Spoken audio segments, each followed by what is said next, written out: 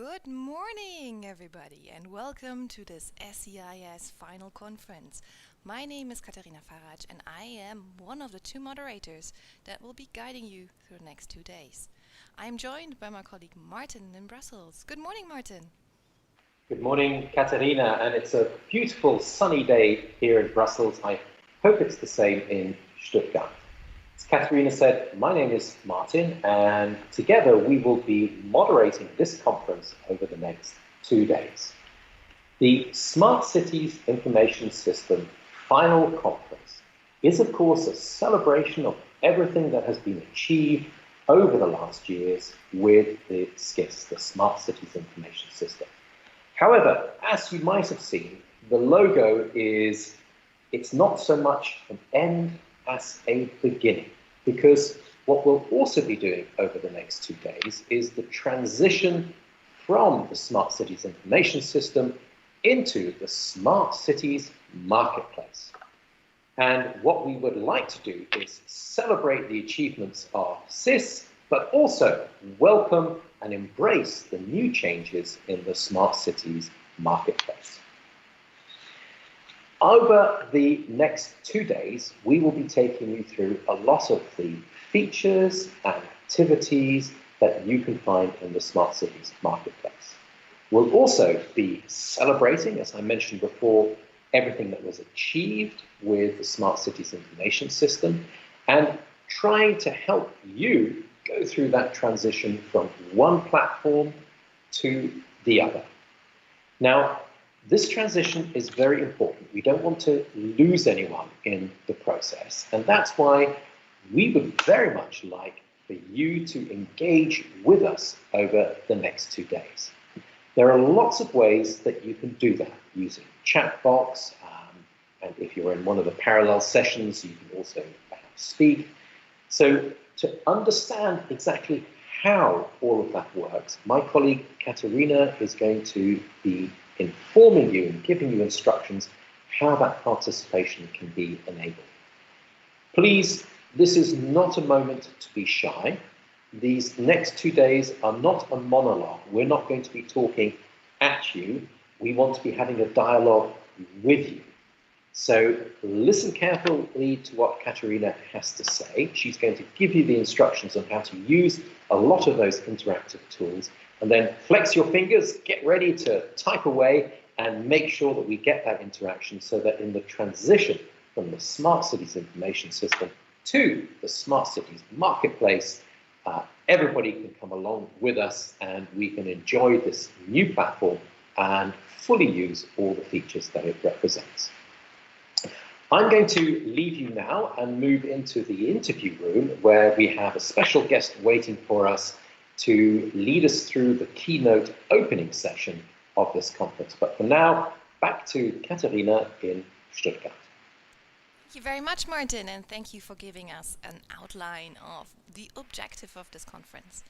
So, as Martin said, it's going to be very, very important that you participate, that you engage with us, that we hear your opinions, your views, your questions, your concerns maybe also when it comes to the transition.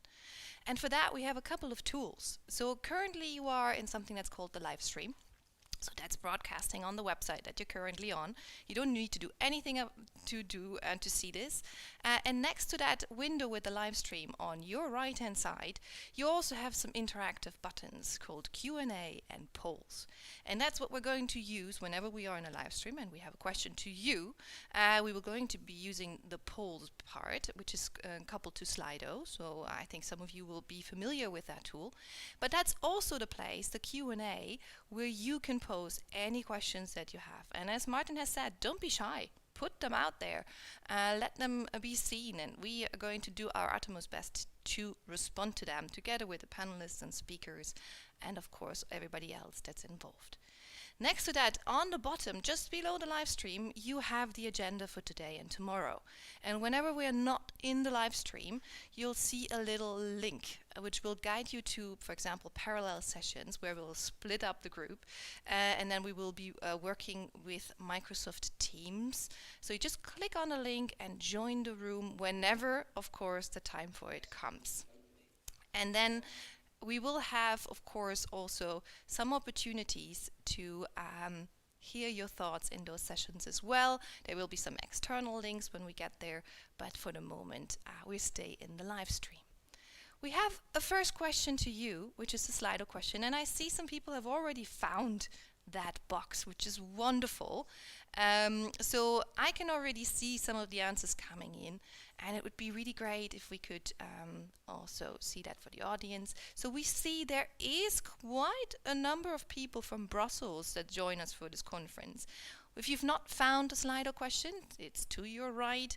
The question is, from which city do you join this conference? We just want to get a quick snapshot of where in Europe or maybe beyond you're located.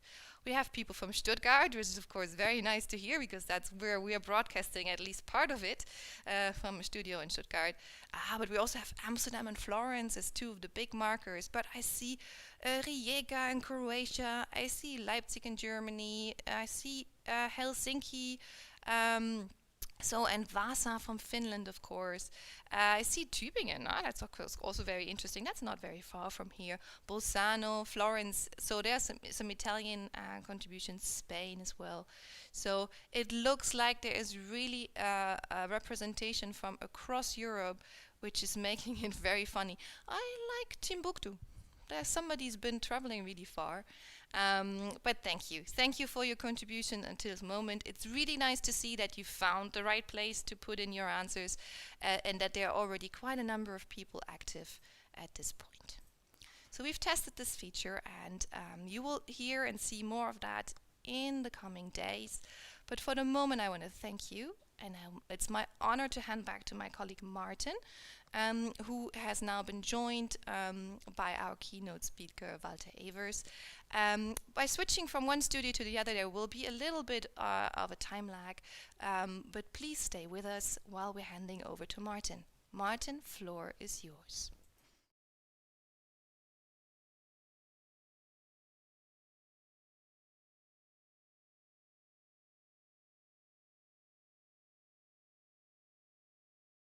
And welcome back to this session. We're in the interview room, and it's my great pleasure to introduce to you all Walter Eevers. He's the Director of Research at VITO, and he's our special guest this morning to lead us through the opening session. Good morning, Walter. Good morning, Martin. Walter, what I would like to do, I've got a number of questions for you, but I'd just like to start off by giving you the floor for any opening remarks you might have at the beginning of this SCIS final conference. Yep. First of all, thanks for having me and giving this introduction on this very interesting and very learningful event for many of us. And I would like to highlight especially that I'm very proud to be part of this one, because I think Europe is showing its performance once more. And I can easily state that because just recently we had a GSTIC conference organized by VITO, and there were some comments made, one for instance by Jeffrey Sachs, very well known to all of us, who emphasized again that how he is seeing Europe as one of the leaders in formulating an ambition for the transition to a more sustainable world. And a second aspect, which we should never forget as Europeans, and we sometimes do it, is that we have a capability of formulating a vision.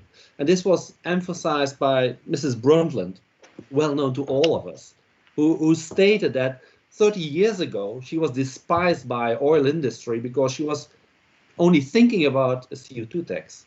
Now she got an award by the same industry because she was stimulating them to innovate. So you see that in the European environment, we are really, really capable and strong in formulating visionary and ambitions, which we try to implement. And I believe the event of today is absolutely a big contribution to realizing these ambitions. So I'm very glad I may participate in this event. Walter, thank you very much, and we're very happy to have you. Now, you just mentioned the power of formulating a vision and Europe's role in that. Well, the European Union has a vision for a massive post-COVID recovery package. What links would you like to see between this post-COVID response and the EU Green Deal? I got this question also in a different environment also. By training, I'm a chemist. I'm a polar chemist. So I'm very much involved also in the transition which we need to do in industry, which is not a sole activity. No, it is very much intertwined also by the transitions this project has been working on very much, which is also which is more focused on the city environment, of course, but nevertheless, the intertwining of all these activities is so strong. And what I answered at that time, and I still think about it in the same way, is there is basically no connection between the Green Deal and the post-COVID recovery. Of course, we are pronouncing it very clear, but even if there had been no COVID crisis hitting this world and making this event now in a bit strange way as we have to communicate with each other, even then we should have done this Green Deal in all its ambition that it has now also. So yes, but maybe the connection is that the Green Deal will be embraced and accepted by some conservative parties a little bit easier. That might be because it can help them in the relaunch, which they can perhaps sell easier to society. But nevertheless, I think the challenges which we as Europe, not only Europe, the whole world is facing with the climate crisis coming to us, is even from a bigger scale perhaps than the COVID crisis. Don't misunderstand me. I do not underestimate the big burden and problems that COVID is creating on our humanity, but climate change is perhaps even a bigger threat. So the Green Deal, which has been formulated now as an enormous package of money which Europe is going to invest for this target for fighting climate change, is crucial to fight the real target, the real tsunami which is coming up to us even after the COVID crisis. So that's in the first nutshell. The ambition to use this money now for fighting climate change, because there is a certain percentage of the money absolutely dedicated to fight climate consequences, that's of course a very strong one. And I think we should even increase that number perhaps. Thank you, Walter, for putting this all into perspective, and I think quite correctly saying that the climate change problem is really a tsunami of a problem heading towards us quite fast. Of course, this conference, Smart Cities Information Systems, is about smart cities. What role would you like to see smart cities playing in pushing for a greener recovery, in preparing us for that tsunami of climate? Well, the importance of the city environment cannot be underestimated. It is very clear that the number of people living in a city environment is already large and is only increasing. So cities are getting a more important part of our humanity, bringing or society living together. And more than 70% of our energy consumption is basically happening in these city environments. So it is growing, and it's already a big chunk of our energy consumption. So it's very clear that the revival or the innovation which happens in these cities is going to be crucial to realize these climate targets. So, and I think there surely rebuilding, especially in Europe, the older cities, we need to do a much better rebuilding, because buildings are contributing a lot to climate impact. So if we can make this kind of building innovation and building industry, which is a local industry, we will be indeed simultaneously contributing a lot to climate fights, but simultaneously also supporting our local economy, because that building industry is happening down here. We do not outsource the building industry into Asia, as we did with many of our products which we're buying at this moment. So this is going to be a very, very important one which will contribute to it. And if I looked at the portfolio of projects, which is all in this SCIS application, yeah, we developed already with the money which Europe spent not spent, invested in this innovation a lot, and we can use the cities to create the real impact of the innovation, which is now also outreached by this project SCIS. Another thing is also energy generation. Yes, we're going into renewable energy. Cities will be the biggest energy consumers. Cities can develop also its own energy generation. There's a lot of creativity here of building integrated PV and all these kind of things. How will we be installing in getting this one in our city environments? Also, that again is a contribution to the sustainability targets, but also a local business. So we combine again local economy together with indeed renewables and sustainable solutions. So cities are, I think, the place to be to target the main contributors to sustainability problems. That's our building environment, or mobility aspects, and especially if you see the creativity which is happening these days in the digital world, the ICT, well, that's happening also very often in the city environment. So these three things come together in a city and are also handled and treated in the SCIS very nicely. So inevitably, cities do play a very important role in the transition. Thank you. I'd just like to pick up on a clarification. You spoke about the importance of rebuilding. Are you there thinking about knocking down houses and rebuilding them, or is it rather a renovation of existing housing stock? I think Europe, we have a surplus of old buildings. How do you see that exactly? I think, well, my wife is Japanese. In the Japanese world, they have a different view on buildings and how they work. The lifetime of a building is much shorter than we envisage here in Japan, in Europe. They knock down houses or buildings after 30 years and rebuild completely. Basically, also as a European, I'm very glad, because buildings also harness a kind of history and a kind of culture. So I think we have to do this kind of innovations in a smart way, also to keep our own cultural identity, but absolutely embracing also the new technologies, which can help us also to get them much more sustainable. So I'm not knocking down. If knocking down is the best possible solution, I think many people will help me understanding it by doing very good LCA analysis. But I prefer basically, if we can reach the targets, keeping our own cultural identity by rebuilding, refurbishing our housing and our buildings, I'm personally in favor of that one. But I'm not a specialist. Here is also somebody with a heart for Europe talking. Huh? Very good. And we all need our hearts these days. So that's no problem at all. Because technology itself will not sell. You have to sell the emotion together with it.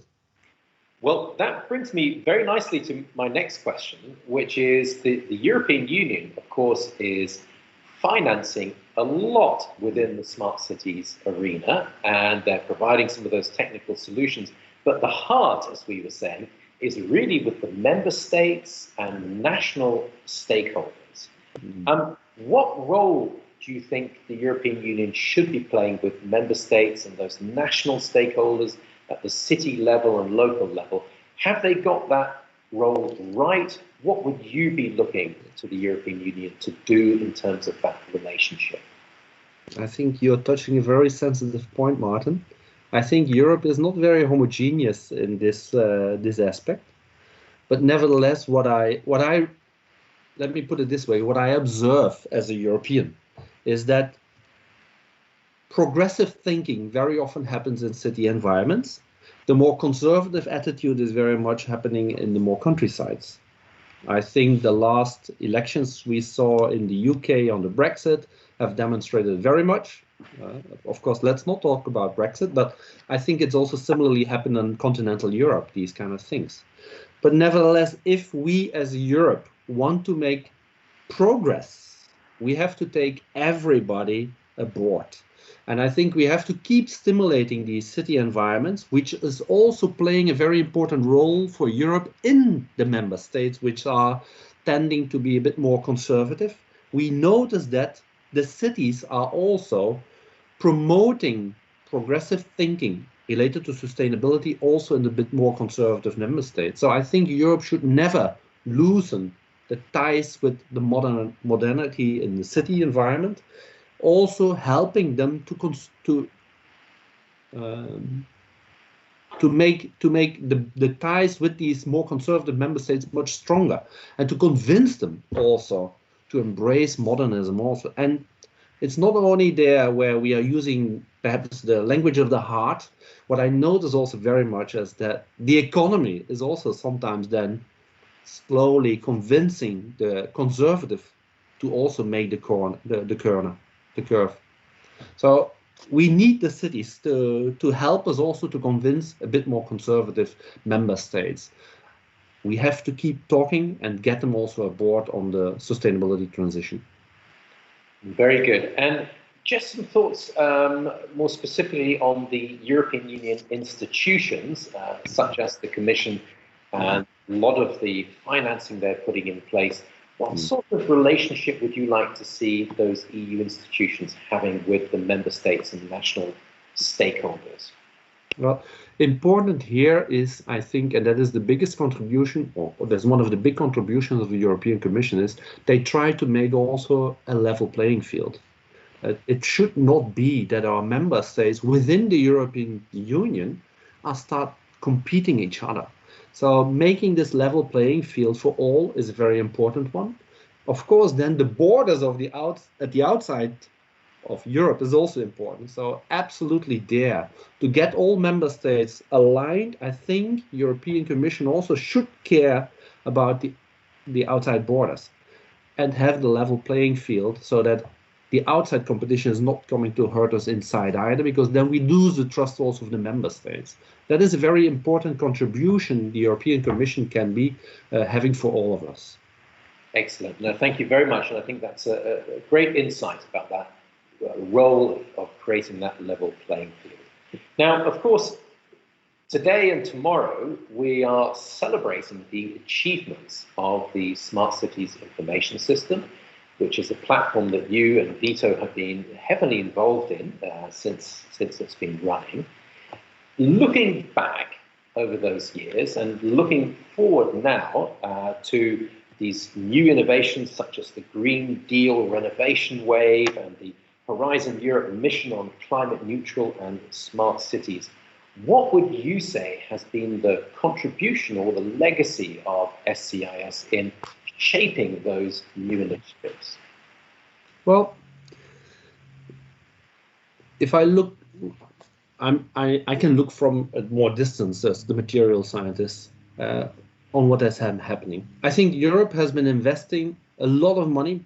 I think I heard numbers around 500 million euros in more than 100 different kind of projects related to indeed the target of the smart cities information systems environment. All these projects had their own aims and solutions for certain specific issues. I think the SCIS approach has been bringing a big contribution now to multiply the impact of these individual projects by bringing this information and just only bringing the data together, creating also information on the multiple projects together. It is a very helpful tool to increase the impact of the overall approach of this kind of innovation things. The very interesting thing also about it is they've been using different kind of ways to communicate this kind of information. So the projects do dissemination, writing scientific papers, and they will reach the highly specialized scientists in the domains also. But they've been contributing also a lot to real outreach to people who are not the specialists, but who will start implementing all that knowledge which is being developed in these projects. So the outreach, using podcasts, using videos, using solution booklets, all these kind of things will help us to spread this knowledge all over Europe and probably also outside Europe, but we need also the rest of the world to take action and following us down there. And so this kind of knowledge outreach to wider society is absolutely a very, very big contribution to the transition to a sustainable world. So I'm very happy that this project did all this. An additional one to this one is it's not just translating the the knowledge or bringing the knowledge to the other, but also learning from the different cases. What I understood also is that, yeah, there is different solutions needed from north in Europe and to south in Europe, because climate is completely different, climate perspectives are completely different. So also making the differentiation in this knowledge available to different people with different circumstances is a very big contribution. And additionally also, and what I learned is, it is not just science and outreach science, but also putting the science in the perspective of social aspects and business aspects. Because sustainable solutions who have no sustainable business model will not work.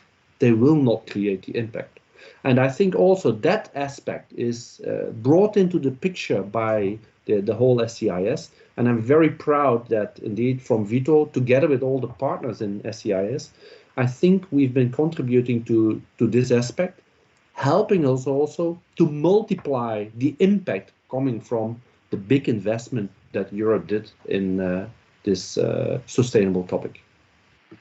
Now, I think you've touched on a very important issue there, which is how do you actually engage people that are not particularly interested in smart cities or looking for a sustainable solution? They've got their business or their way of life, they're perfectly comfortable, and somebody comes along and says, oh, you need to put PV on your roof, and you need a smart system, and you need to do this and this. And there's always a sort of a natural resistance. But what you were just saying is that SCIS has, in its innovative communication methods, helped make that bridge to people who are initially not particularly interested, but we need to get them on board. Could you say a little bit more about why that's so important and how that's been achieved? Well, I think earlier during this talk, we spoke a bit about the heart. So there is people who are getting engaged because of they are convinced by brain, but some also by heart, because they feel they're doing something for the good. But very importantly also to realize the impact this, well, all these things need a lot of money.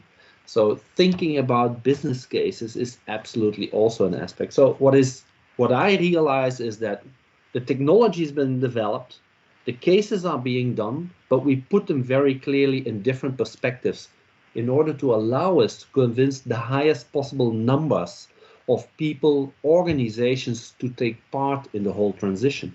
So it is a story of not just bringing technology to the others, but bringing the social business aspects also related to this one. From one aspect, I'm personally, and for instance, also very easily convinced is comfort.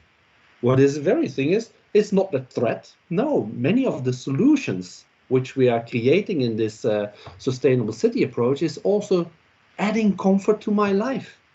So this is also a very strong argument which we can use to convince people also to take part in it, because it will be, of course, big money doing big projects, but also us individuals living in this city environment also to participate, perhaps not with the big cash, but to accept the changes in our day-to-day life.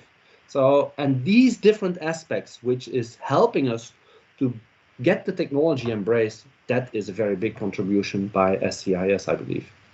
Excellent. No, thank you very much. I think that's an important lesson, that sometimes in our enthusiasm for the new technology, we tend to forget that it actually has to be adopted by people that maybe are not quite so interested in the gadgets that we're putting forward as we are.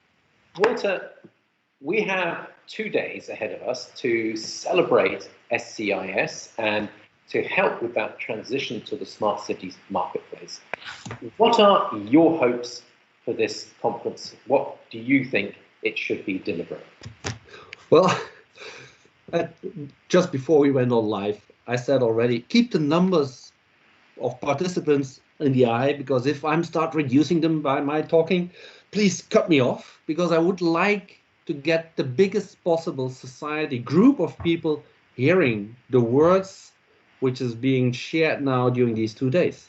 So I'm just bringing some small introduction, but I'm very sure after me there's very much more worthwhile talks by specialists who know all the details about these things, and that we can be able to teach as many possible people around the whole globe. There was even people in Timbuktu. I never waved to somebody in Timbuktu, sorry.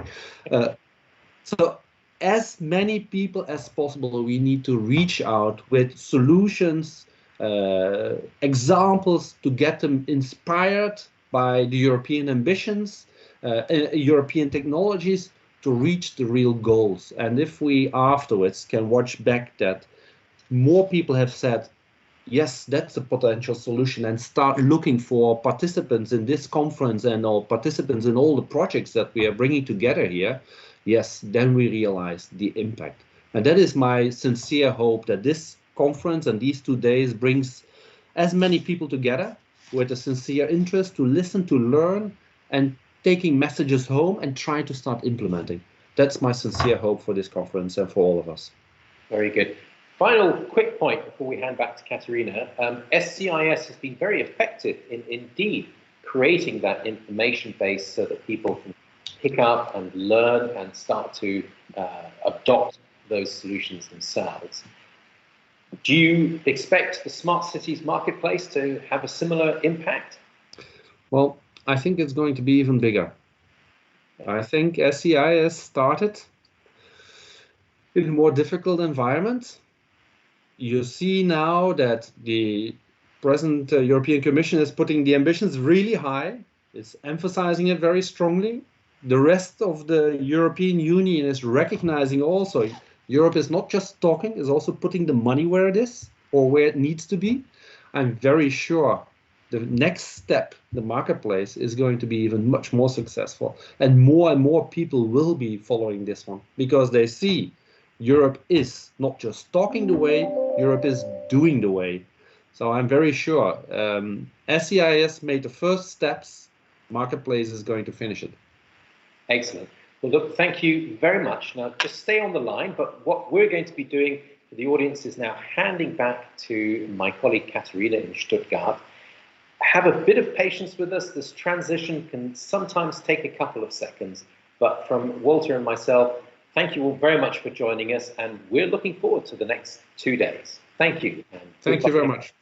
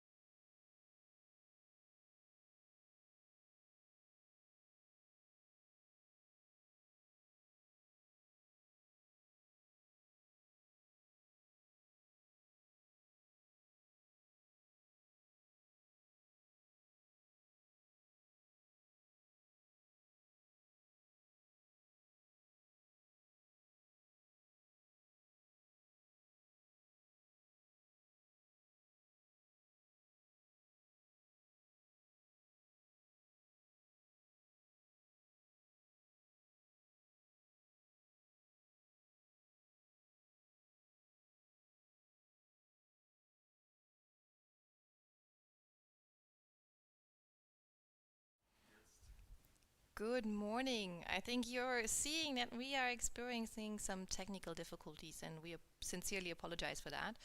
We're trying to get the connection ready, also to bring in our speakers, and that's where we're currently sitting with. I'm asking you for a bit more patience. We are doing everything we can on our end to get there. I personally feel a little bit like these foreign correspondents saying, "Oh, we're breaking off," but we're trying our best to get you the next session.